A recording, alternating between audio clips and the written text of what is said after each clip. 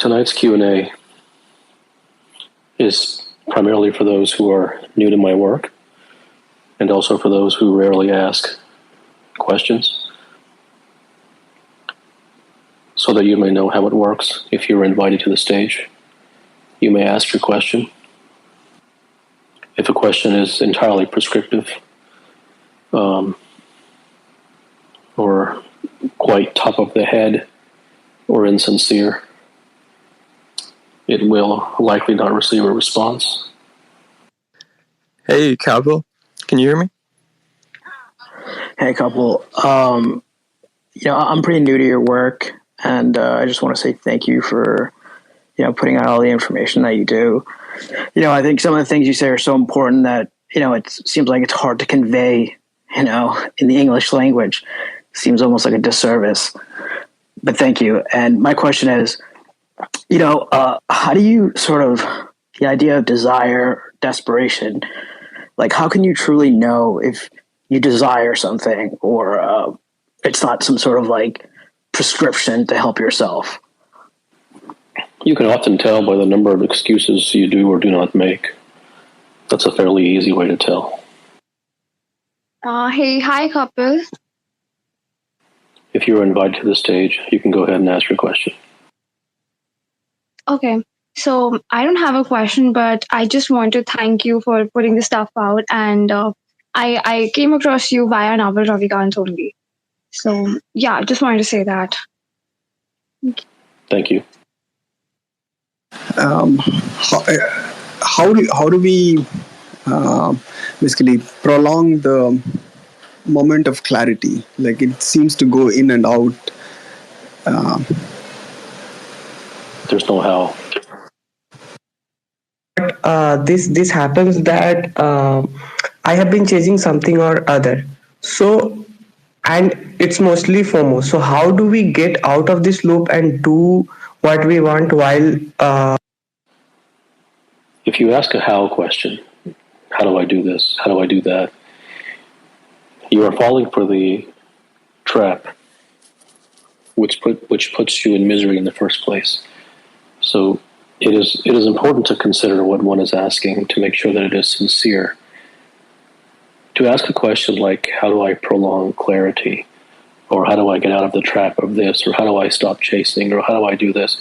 Do you truly and honestly, if you look in your heart of hearts, do you truly expect me to say, well, practice this technique and you will stop chasing?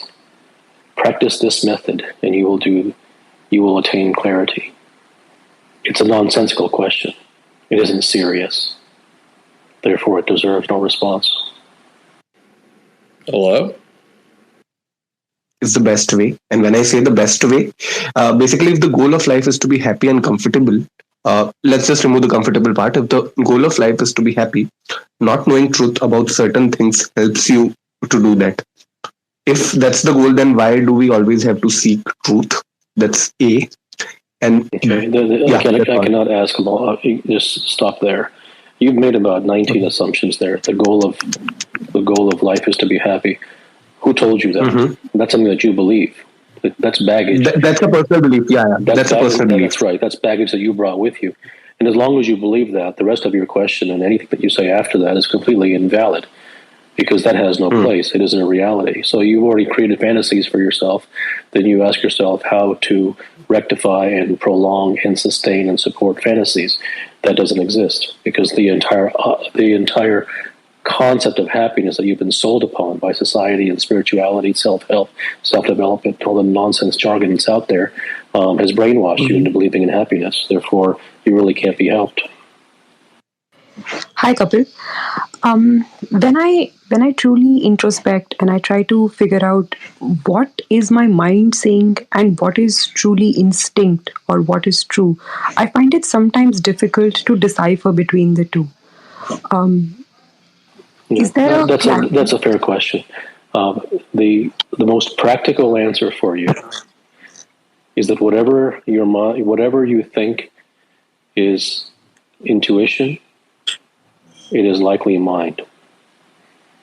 So I think the most important thing to understand with regard to the question that you asked is nothing at all that you believe to be real is.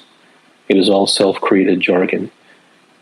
And truth and the path and the journey towards permanence and whatever word that you wish to use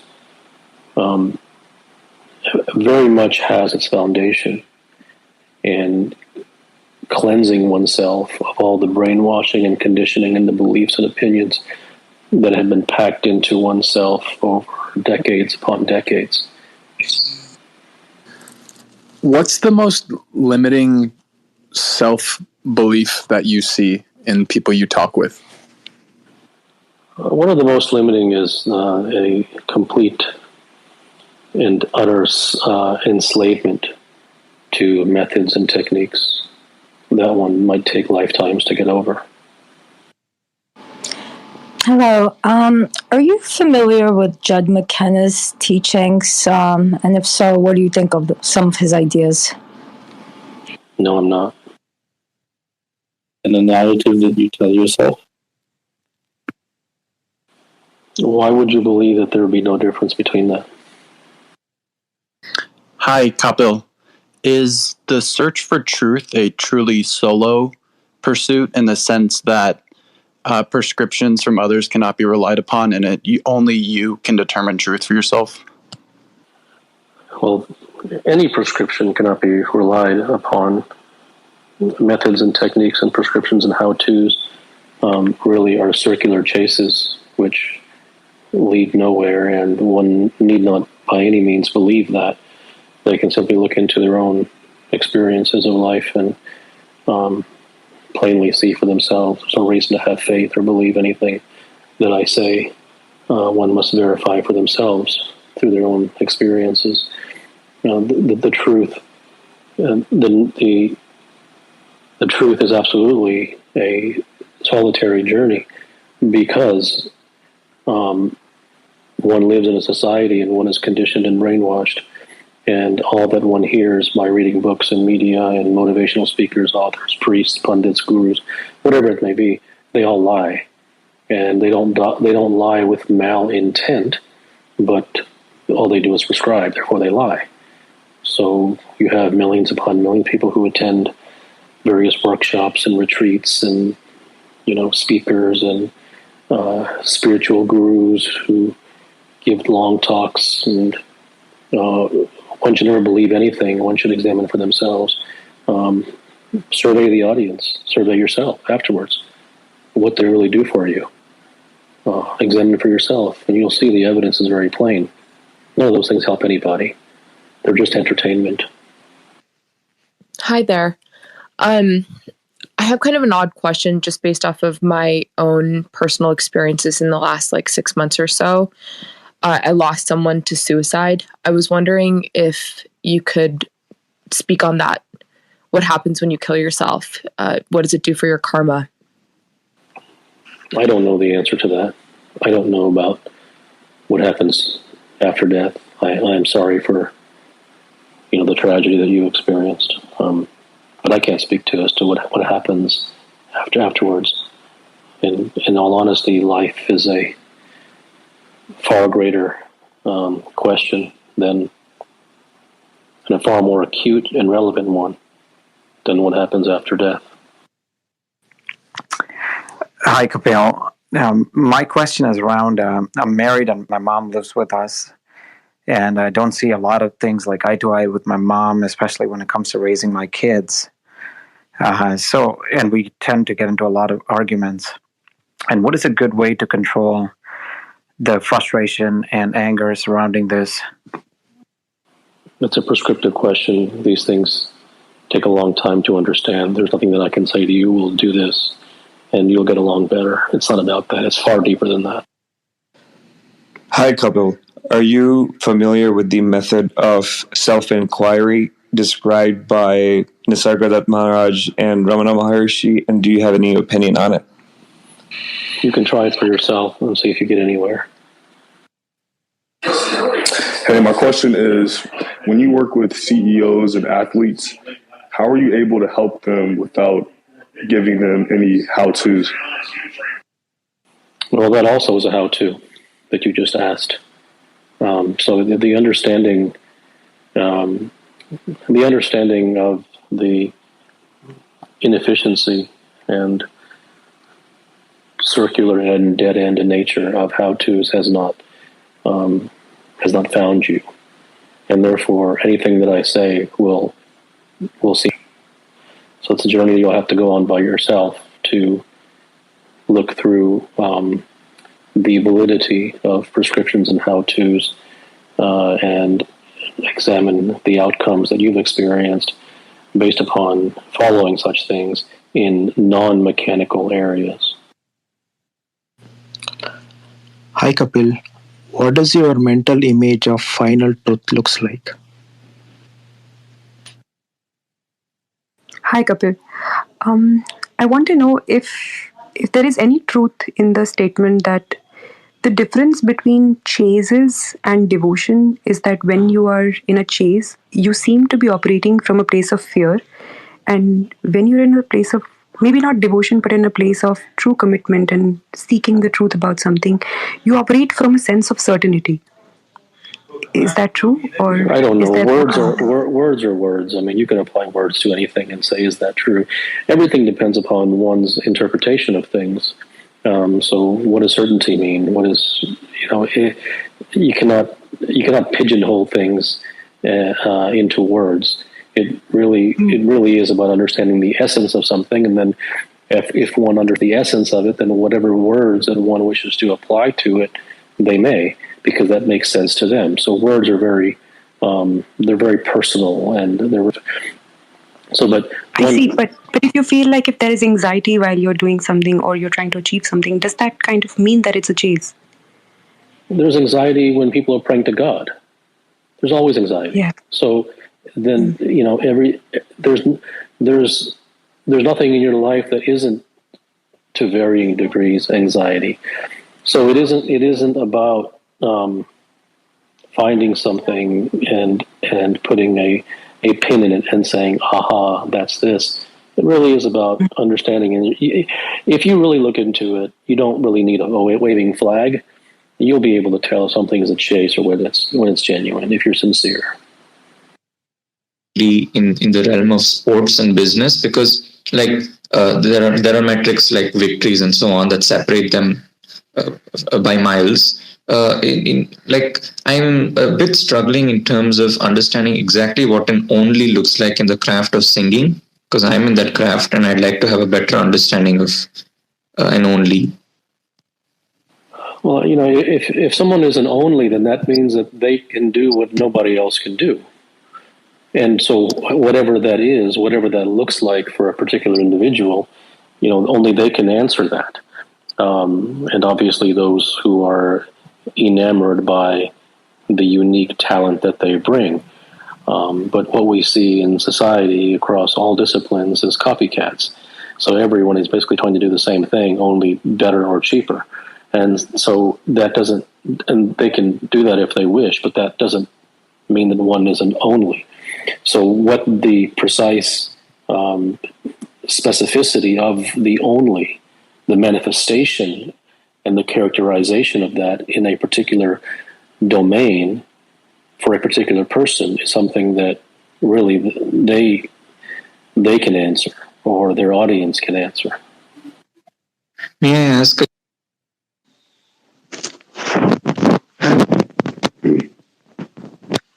So I want to ask that does I need to include blockchains and plans?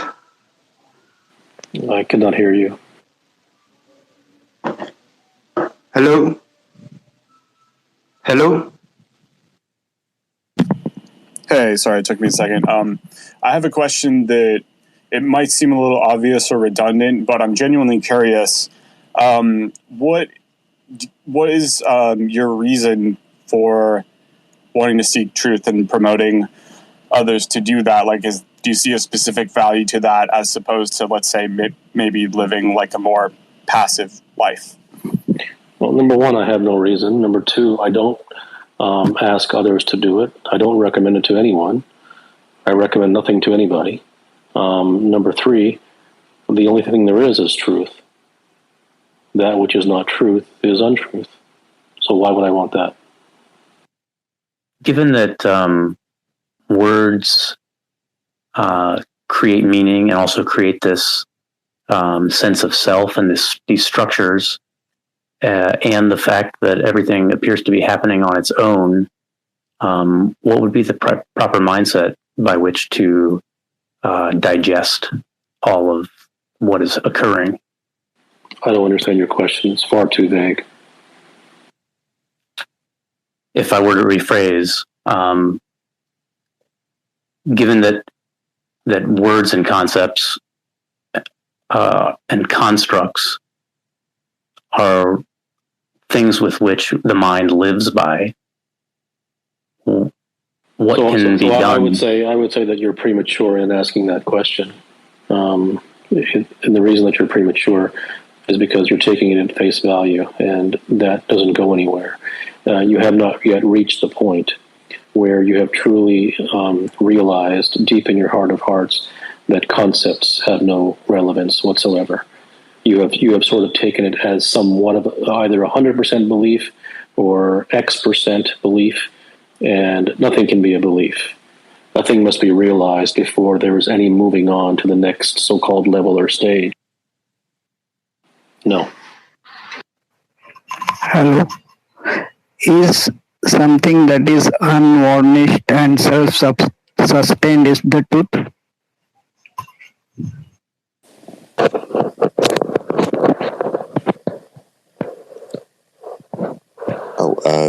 Hi. Thank you so much for taking my question. I always find that I'm always trying to change my mood from one moment to another, and I was wondering if truth could impact one's mood, if it's beyond just the mind, I guess, and it goes to the body in that way. Well, it doesn't matter if I say yes or no to you, because you're sort of like asking. You're sort of like asking if you can use an airplane to employ as a taxi around town. I mean, who cares? I mean, that's it. Mind the it is so beyond mood that why would you waste truth upon mood? So I could say yes to you. So what? Are you going to chase truth because of that? I mean, that isn't a powerful enough motive. You won't get past the first three steps. Hi, Kapil. I'm just wanting to know, what is it that one does not understand about themselves that often prevents them from achieving a state of no mind, even if one often experiences it temporarily? But the state of no mind is a chase, because you're chasing the state for pleasure. Hello. Hello, sir. Sir, my question is exposing mind to truth daily, and it has come a stage where I'm very focused, productive in my work, but there is a disconnect among friends and family, and there is something like they are taking. So every person, the more genuinely one is on the path to truth, the more deeply one longs for the truth. The more that they will be alienated if they decide to speak about it by others, the less they will be understood. So if one seeks the path of truth and they wish to talk about it with everyone and hope that others will understand, if they are truly genuine about the truth, then they are in for a grave disappointment. It is a solitary journey, and speaking about it with others will often bring more disappointment than encouragement. Everyone has their own version of truth. Who gets to decide what truth is? No, that is incorrect. People have their own version of opinion and belief. They don't have their own version of truth. Hi. Is one's natural state to long for the truth? That's a fair question.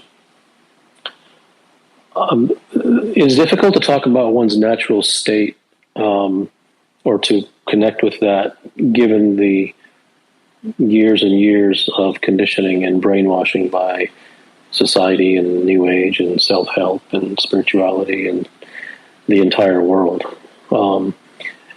So one is so far removed from one's natural state that if in one's natural state, one would likely be defaulted towards truth because the exposure to the brainwashing and the conditioning would not have been there. So it's a fair question. You talk a lot about seeking truth individually. How do you think about leading a team? There's no team truth. It doesn't exist. Okay. So if you're looking to, say, perform, be a top performer as a CEO or a leader, does that encompass bringing a team to seeing truth, or no? Like I said, I just told you, there's no team truth.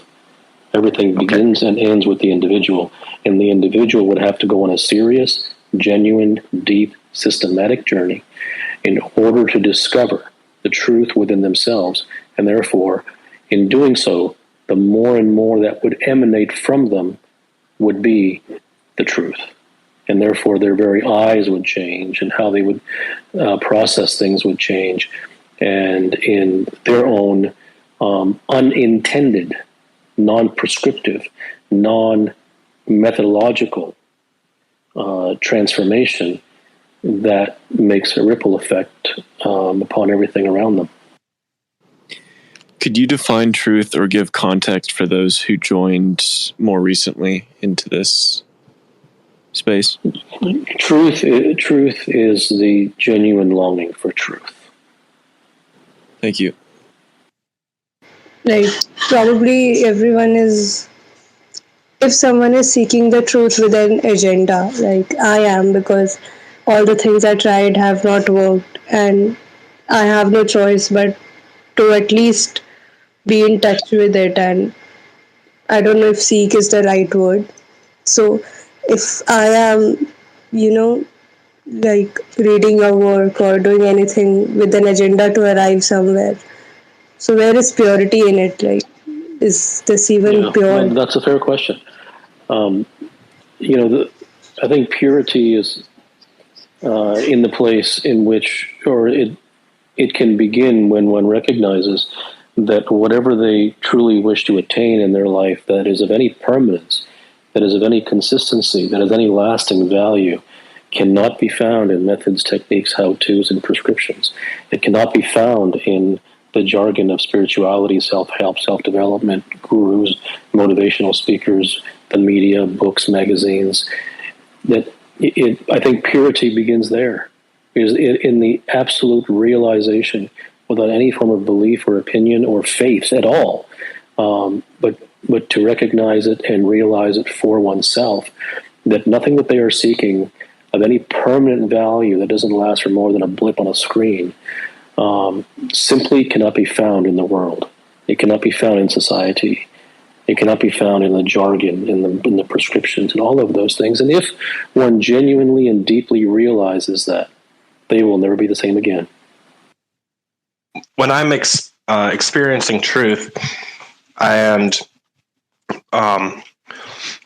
which leads to other truths, why do I fear, or why do I have a sense of fear of what might come? A sense of fear, because you're in uncharted territory if you actually experience truth.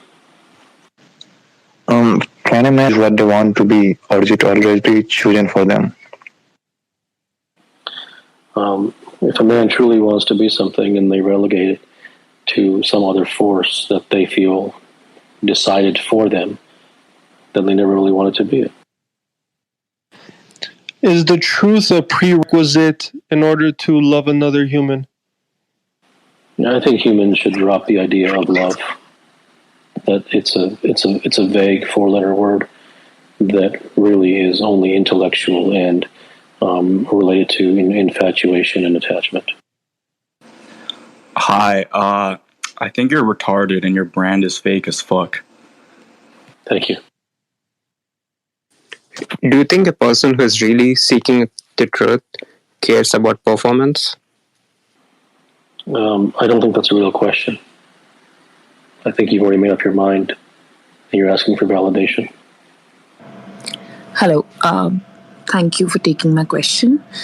I was listening to one of the answers where you said that there should be a systematic inquiry, but there shouldn't be any methods. Like these two statements were not together, but I kind of thought that systematic inquiry and following a method aren't they very close to each other. Thank you. So what's your question? So my question is that systematic inquiry and methods aren't they like the same thing? And what we were discussing was that you're saying that you should do a systematic inquiry or like okay. No, first of all, but I don't not recommend follow any anyone methods does a systematic, or any how-tos. I don't recommend that someone does a systematic inquiry. It is more of a systematic exposure. So it is a journey in order to learn and understand. It is not a didactic journey. The moment that one applies a method to anything or a technique to anything, they will move in circles. They will not get anywhere. They will simply be trying to perfect the method, and they will never actually get to the thing. So they'll become an expert at the method, but they'll never actually get to the thing for which the method was ostensibly created.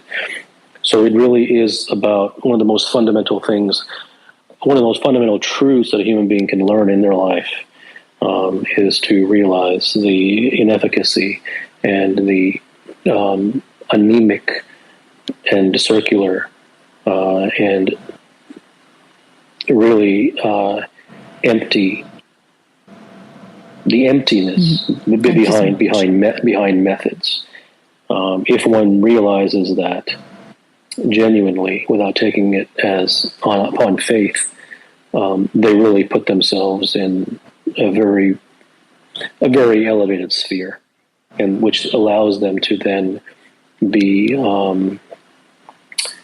It gives them the opportunity to actually be available to truths which they otherwise had no possibility of attaining while they believed in methods. What is real? Hi, Kapil. What do you like to do for fun? Do you ever watch movies or listen to music? There is no team, and a true leader doesn't care about what others think. So can a true leader maintain control of an organization, preventing betrayal and without getting any respect? Seemed like a conflicting idea, so I wanted to clear that. The question is invalid, and if one was on the path to truth, the question that you just asked would change, because a lot of what you just asked would be irrelevant if one was genuinely. There's no what it would take. You can't rephrase the question; it's already out of the bag. Like I said, the questions would change. It wouldn't matter. The things that you mentioned wouldn't matter. It doesn't matter what the question would be because you're not there. So I could tell you the question should be this. There's no relevance to you. It's just, like I said, it's Japanese. But that's what would happen. Okay. Versus, let's say, doing good for others or the world. So is the journey of truth a kind of a selfish journey? You're not ready for the truth. You're not ready for the answer because you believe in words like selfish. That camaraderie it's too great and too voluminous inside of you for you to hear the truth. My question is, where does the allure and pull to methods and prescriptions stem from? Well, it's all you've ever known. It's all every human being has ever known since the day they came into this world. That's all there is. And swimming in the same swimming pool, so to speak, for their entire life. So, in all honesty, what else could come but that which you have been swimming in? In this society, in this world, in all facets and domains and cultures and subcultures, in all disciplines, in all fields and professions. There's only one thing available, and that is prescriptions. There's no prescription-free entity anywhere, not from the highest level of sport to the lowest level of sport, not in the highest level of business to the lowest level of business, not to the highest level of spirituality to the lowest level of spirituality. It simply doesn't exist. The only thing available in society, the only thing available is didactics and methods and techniques and how-tos. And in fact, it is so much that way that if you were to go to a practitioner or an expert or a professional of any kind and say there is no how, he would look at you dumbfounded. Hi, Kapil. How was your journey like when you started seeking the truth? It doesn't matter. Hi, Kapil. In the search for truth, can words be a tool? I understand that words can be a distraction, or language can be a distraction. And so can language be a tool at all in the search for truth? And I guess to go on to that and connect it with your earlier point on society, is the reason why everything in society is full of prescriptions because we all have language? Is that what connects us all since our birth? No, that isn't the reason. The reason is that humans are cosmetic and superficial creatures. This is how they are. And in any field that you look, in any discipline, in any profession, you will see there's one or two who are the truly elite, and there's everybody else. And that's just that's how humans are. And that isn't because they're the most talented, and far from it. It's usually because those people have the DNA to actually learn the truth about that profession, and the rest simply don't. Those who genuinely are devoted to something are extraordinarily rare. That's the reason. What can one do? Hey, Kapil. So the path to truth is extremely hard, and there are a lot of sacrifices between, the society, the way society wants you to be, versus what you need to be. How to manage that? Hi, Kapil. This question's about something that you kind of touched on earlier about, fear and anxiety. I guess what I'm trying to ask is, are people that you work with normally afraid to arrive? When you look at a mountain, you obviously feel intimidated. Is that normal? It doesn't matter what normal is. Why would anybody want to be normal? It has no relevance. The world is just a bunch of plastic sheep. Why would anyone want to be that? Yeah, I guess what I'm trying to... Hey, so you mentioned to me that the natural state was to long for the truth. And then I guess once you come out, you're just kind of hit with all these, you willingly take on prescriptions and you're kind of programmed a certain way. So from there is the productive, would you say a productive thing to do is just to kind of find No, there is no productive thing to do. There's nothing to do. You're jumping 19 steps ahead. If it's within you to seek truth, then you will. If it's not, you won't. The rest is all chit-chat and window shopping. Hello? You know what you seek is the truth, not something that looks like it. Hi, Kapil. My question is regarding the nature of truth. I remember in a middle school when I was trying to solve some geometry problems, I could come up with some truth by visualizing it. So this is one level of truth. And then there is another level of truth which Buddha had when he had this enlightenment experience. So obviously these two are not the same level of truth. Perhaps what I want to know is that can we see that there are different levels of truth, and perhaps there is the ultimate truth or the Param Satya that we say? Yeah, there are different levels of truth, but what you described aren't levels. What you described is essentially just different topics. Now, as for the level of truth that exists, the really relevant thing is the level of truth that one genuinely and deeply wishes to attain. That is the rate limiting step as to what level of truth they are truly and genuinely candidates for. Hi, Kapil. One more question following up with my previous question. You mentioned that you have to like the systematic exposure you mentioned about. So if you could explain what is systematic exposure? Exposure is a continual exposure to the truth. So what must be understood is that right now you are continually exposed to lies. Not just you, but everybody. Everybody is, when they open the internet or when they watch TV or they listen to media or they read a book or they listen to spirituality, they're just listening to lies. Therefore, if you are continually exposed to loudspeakers in your ears that tell half-truths or lies, then that is what will be inside of your head. Therefore, if one wishes to truly get somewhere, it isn't through following the lies, and it isn't through following prescriptions, because all the prescriptions are based upon lies themselves. It is about a systematic exposure. It is an exposing of the brain, an exposing of the mind, it is an exposing of the eyes and the ears to truth. And through that exposure, now there is a competitor for those lies.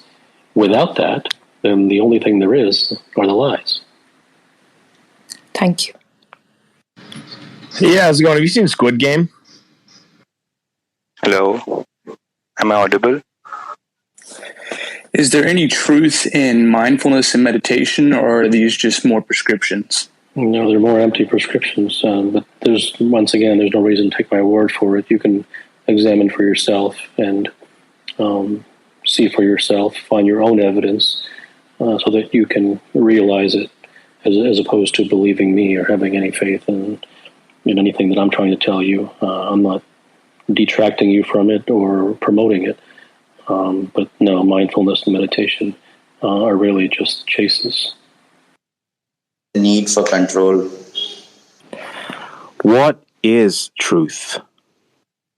Understand your journey or your truth doesn't matter to us, but is there some prescription which you get or assign to your journey? So I want to ask, I want to know, there might be some principles for the journey that makes the journey to seek the truth. You're asking me for a prescription? No, I am not asking for your prescription. As you said that your journey is not relevant to us. So I want to know, is there some principles behind a journey that makes the journey the journey? No, you're just substituting the word principle for prescriptions in order to camouflage that you're asking for prescriptions. Hi, Kapil. My question is, why do addictions arrive? Pleasure. Said that in I think Clubhouse that everything that is poison a scientist represents, and I completely understand that in today's context. But my question is that a pure, naturally non-conformist intellectual like Einstein, was he not a man of truth? I don't know. I never met him. What is the truth about performance? Articles and the blogs for a while now, and I want to be part of your paid discourses, but somehow being in India, I find I can't afford those private discourses. So is there... Hi Kapil, what are your thoughts on Vipassana meditation? Is there any truth to that or just another prescription? These are all just methods.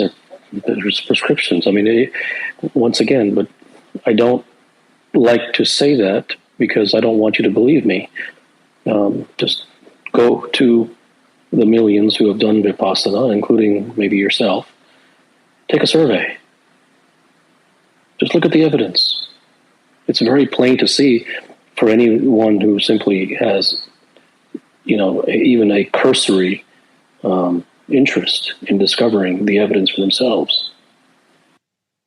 if such things worked, then people would not continue doing them for 50 years. Hi, Kapil. I've been listening to your podcast for a couple months now, and I'm still kind of confused on the idea of prescriptions. I'm just curious if you can try to elaborate a little bit more on that. I think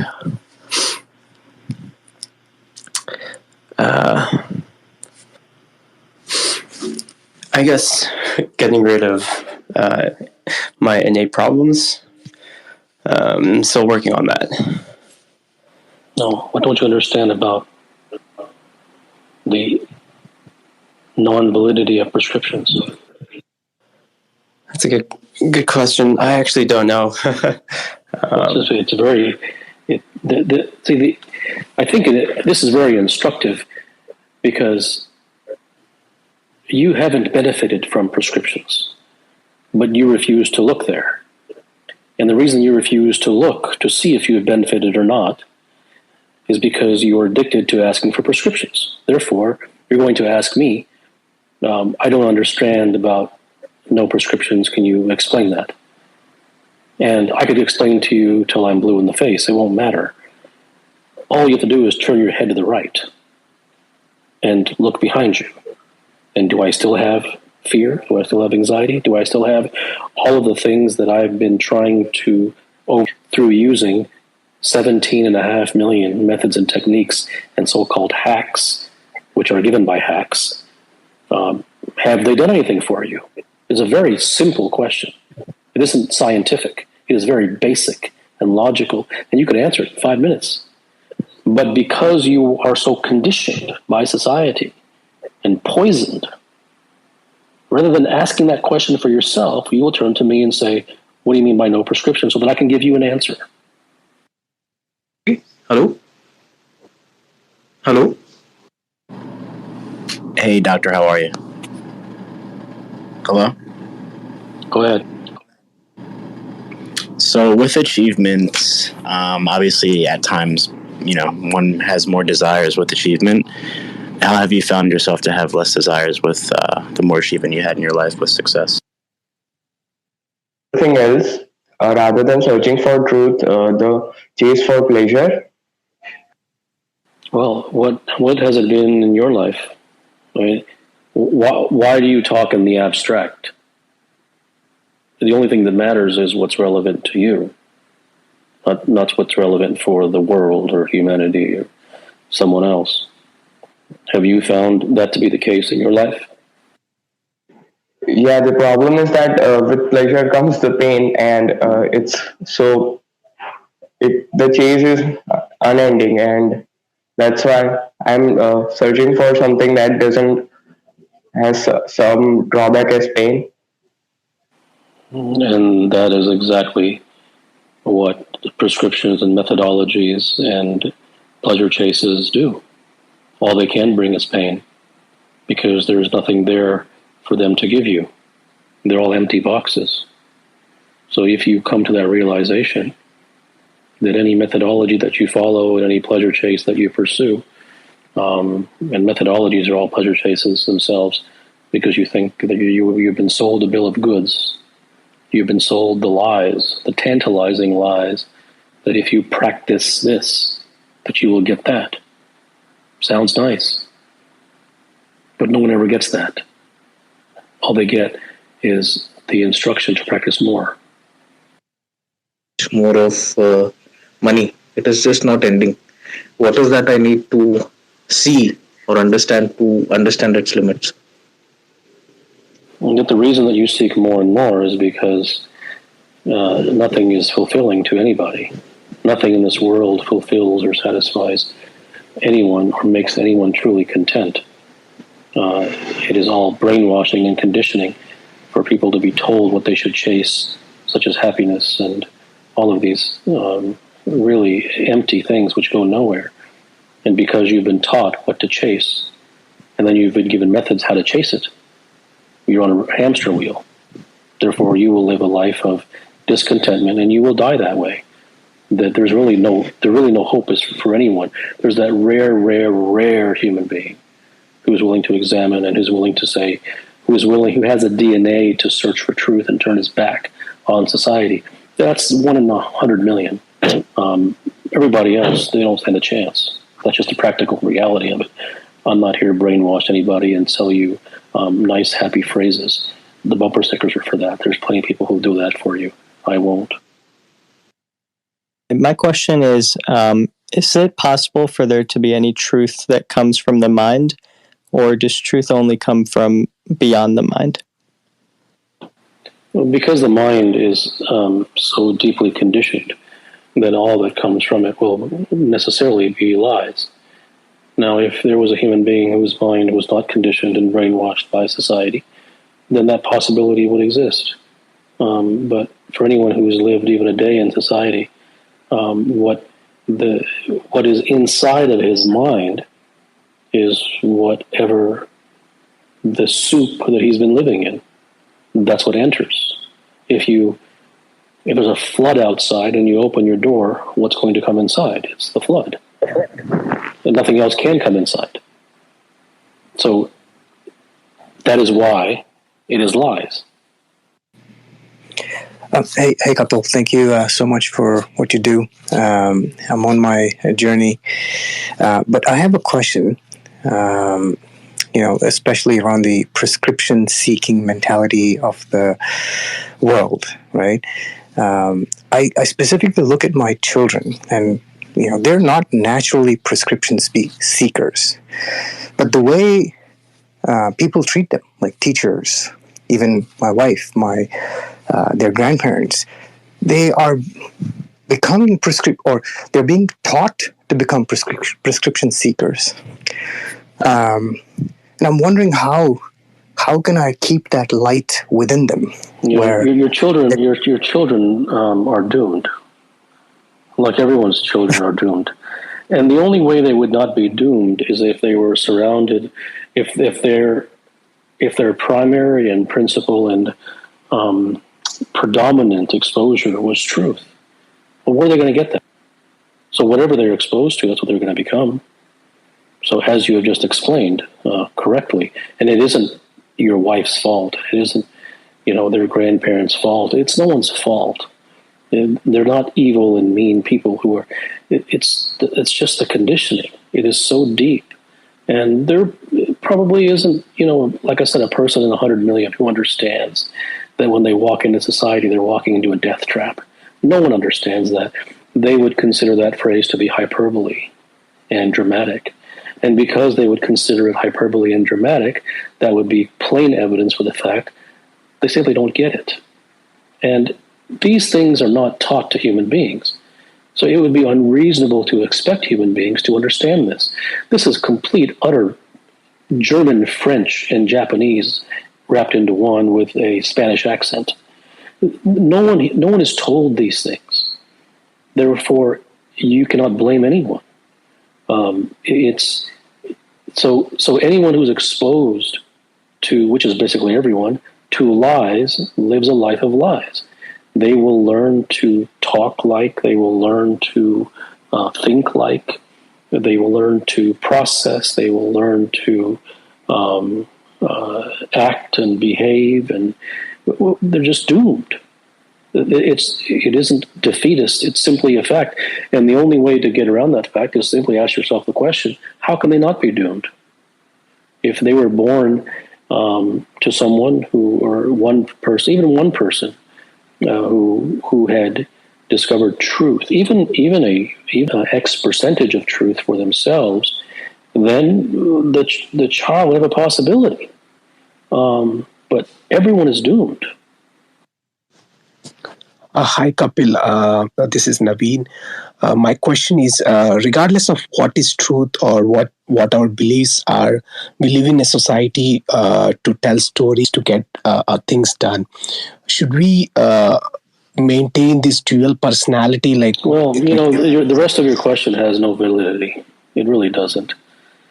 Because you have already resigned yourself to the fact, or to your belief system, not to a fact, that we so-called live in a society in which we must tell stories and things must get done. Because that isn't wrong or right, that isn't good or bad, but because that's where you are, then the rest of your question has no meaning. Because you're beginning from a place in which you've already decided that that's what you believe society is, and therefore every road in your head is blocked from the truth. The truth is a genuine longing for truth. Does God exist? I wanted to ask that how to get out of the inner contemplation. Avoid engaging society in some form or fashion. And so the question is it necessary to maintain a dual personality while seeking truth, but also having to deal with society? There's no rules. It really just comes down to someone's DNA. There's no rules because the DNA will always take over. So if it's someone's DNA to be very, I'm not saying this is your case, but let's use it as an example. If there's a human being who has the DNA of being very social, they believe in communal things. They are excited by getting together with groups of people. It doesn't matter what I say. That is what's going to happen. And that is not compatible with truth. But it won't even matter to that person because their DNA is for that. So it isn't like if they are told that that's incompatible with truth, that they will all of a sudden drop all the societal and socialization. That's not going to happen. So when you ask me this question, you're asking for deal making. You're asking for rules, and there are no rules. From the context and from your tone, what it at least it appears is that of a particular value for society, that you that you think there's something to be gained from that, and that you enjoy that, or whatever words that you wish to apply to it, and to whatever degree it's true, only you can say. And if that is the case, then that is the case. But what must be understood, if one wishes to understand, and that isn't a must, if one seeks to understand, it is that every human being that you will ever meet in your life, you will never find in your life a single person. I can virtually guarantee it. You will never, in all of your travails, find a single person who is devoted to truth in any field. No one. Zero. And since that is the case, then by necessity, by default, it will necessarily be so that all that you commune with will be lies. You you harp on seeking truth. No, I do not harp on seeking truth. That is a lie. I do not harp on seeking truth. Harp on seeking truth would mean that I am harping on others to seek truth, that I recommend it. That is you have no idea what I do. What is truth? For example, there is a public truth and something that is private, like personal to me. And if there is so much subjectivity about truth, then what is it that brings us all together in this platform today, seeking for one definition of truth? Yeah, I don't know what brings people together here. That you would have to ask each one, what their own personal motivation is and what drew them here. But there's no such thing as a personal truth. I will say that every situation has a truth, but what is often conflated with so-called personal truth, or John's truth versus Sally's truth, is that they equate belief and opinion and interpretation with truth, and belief and opinion are the enemy of truth. So, but every situation, every circumstance has a truth. And the truth is the only thing that is relevant, because everything else is untruth. And yes, every single circumstance is a truth, and there are also universal truths, which are fundamental to all human beings. So when you are saying it's interpretation, I would say that that's not really the case. It is the interpretation part. I think is perhaps you misconstruing belief and opinion for your personal truth. Hi, sir. So your handle name is Siddha Performance. So I was just curious to understand what would that mean. Siddha in the sense the Siddhi that we call in Hindi, or what would be the idea of having that name as a handle? Hi, does the real purpose depends on the DNA? Truth. So, is there a possibility that the mind can, at some point of time, So venture out to seeking truth? you think X, you think whatever you want to think. That has nothing to do with me. You cannot make a proclamation and then ask a question based upon your own proclamation. You are free to have your own beliefs, but whatever you ask after stating your firm belief has no relevance. Hi, I was wondering, what is the truth behind mental illness? Well, everybody is mentally ill. Mind itself is mental illness. Psychotherapists are not the curers of disease. They are simply the categorizer of disease. They just gather a bunch of symptoms together and call it X versus Y versus Z, so that they have some language to communicate with each other. Prescribing psychotropics and anti-anxiety medications and all of these things, you could basically state that that's just as much mental illness as the so-called mental illness itself. There is nothing is being done for mental illness in this world, because human beings, especially the scientists and the doctors, have no earthly idea. They wouldn't even be in the same universe of knowing what the mind really is. And if they don't know what the mind is, how can they possibly treat mental illness? All they can do is throw a bunch of drugs at it. Do you believe that schizophrenia exists? I don't believe anything. The mind creates many illnesses, and even the ones that are not diagnosed, which is the majority of human beings. Every human being lives varying degrees of mental illness. To everything. I didn't hear the question. Sir, right understanding of something is a solution to everything. Well, you will very easily get caught up in the idea of right. You'll never get past right. I know what right means. You've been chasing right your whole life. Right is a moving goalpost. Ill. Then what are the possible solutions? What solution can there be if no one understands the mind?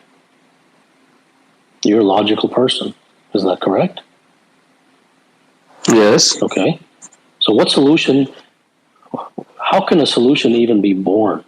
How can one even talk about the possibility of a solution about mental illness if the mind is not being taught and the mind is not being learned? That's correct. I mean, so the first step, I guess, is to learn what the mind is all about. Yes, and where are you going to learn that? Nowhere. Where are you going to learn that? In school? You're going to talk to a psychiatrist? You're going to read a book?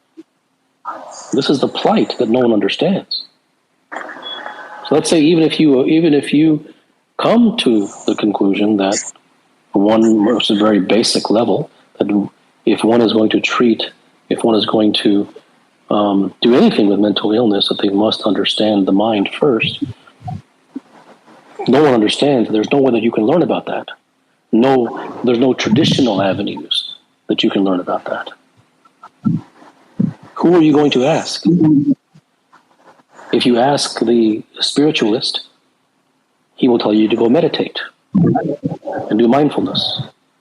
If you ask a psychotherapist, he will ask you about your childhood and prescribe you a bunch of medications. If you go to the books, they will tell you to think happy thoughts and to improve your behavior and be kind and compassionate and practice loving kindness. Where are you going to go? Where are you going to go in this world that doesn't give you nonsense? This is the real plight. This is the mass mental illness that no one sees. And there's no productivity either. The mental illness. No, it's just a word that really doesn't have much meaning. It's abstract. No one really knows what that word means. And like many words, it's simply tossed around. Siddha, it's in a bird's DNA to build a nest. It just does it. There's no teaching. There's no learning. When you speak about the DNA for truth, is this the DNA that you're speaking about? No, because you described a survival tactic in the setting of a bird. A human being is also practices survival tactics like drinking water, which don't need to be taught. The DNA for truth is along the lines of the DNA for rare things. The human beings are conformists because they're all societal. They weren't born that way, but very, very few people escape the trap, escape the Holocaust of society. And as a result, since almost no one escapes, there is a rare DNA of individual whose very blood, so to speak, it is to move against everything, to have some sort of innate inkling or perspective or suspicion that all that everyone is saying cannot be true. And that isn't a taught thing. One can be taught that it isn't true, but in order for them to truly hear that, they would have to have the DNA to move against everything. And that's what I mean by the DNA, that type of sensibility, that type of nature that is unique to that individual. Hello, I have a question to add on to the topic you were just speaking about. Do you consider an ism like a word that ends in ism, so capitalism? Yes, isms are lies. Exactly. So do you consider those not pyramids, prisms?